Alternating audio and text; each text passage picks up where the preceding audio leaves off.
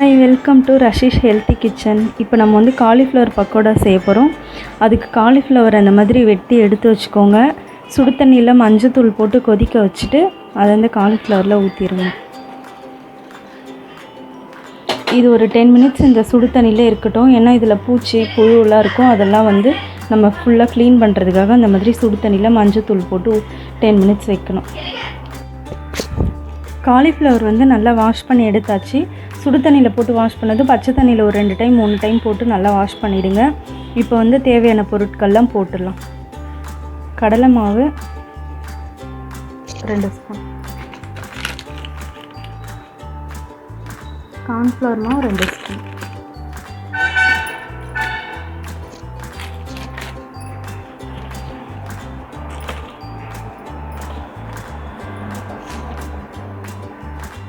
அரிசி மாவு 2 ஸ்பூன்,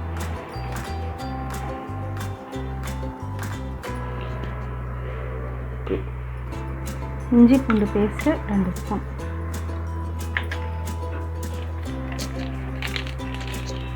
இது வந்து சிக்கன் 65 மசாலா கொஞ்சம், கரம் மசாலா கொஞ்சம்,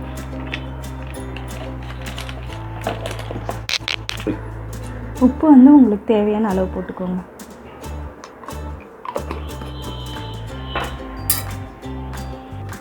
இப்போ இது எல்லாத்தையும் சேர்த்து நல்லா பிசைஞ்சிக்கோங்க. இதை பிசைஞ்சிட்டு ஒரு 15 to 20 minutes நல்லா ஊற வச்சுருங்க. ஃபஸ்ட்டு மசாலாலாம் நல்லா கலந்து விட்டுக்கோங்க. அப்புறம் லைட்டாக தண்ணி தெளித்து பிசைஞ்சு வச்சுக்கோங்க.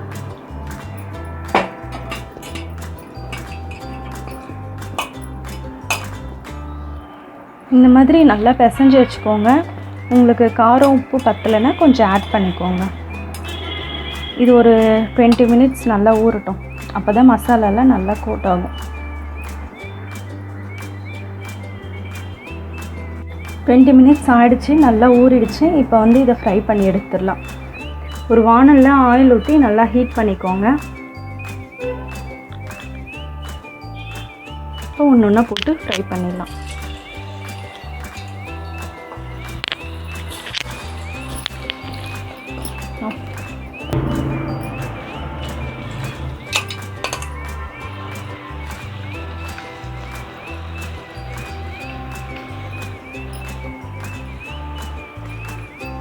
நல்லா கோல்டன் ப்ரௌன் கலர் வர வரைக்கும் ஃப்ரை பண்ணுங்கள்.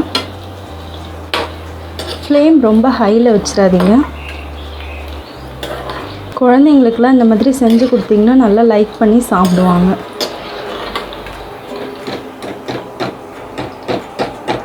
நம்ம இது வந்து ஆர்டிஃபிஷியல் கலர் எதுவுமே போடவே இல்லை.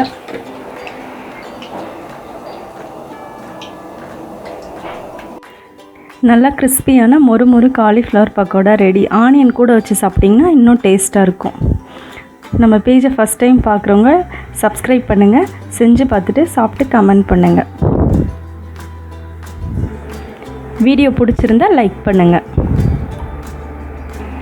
தேங்க்யூ. நெக்ஸ்ட் வீடியோவில் மீட் பண்ணலாம். பாய்.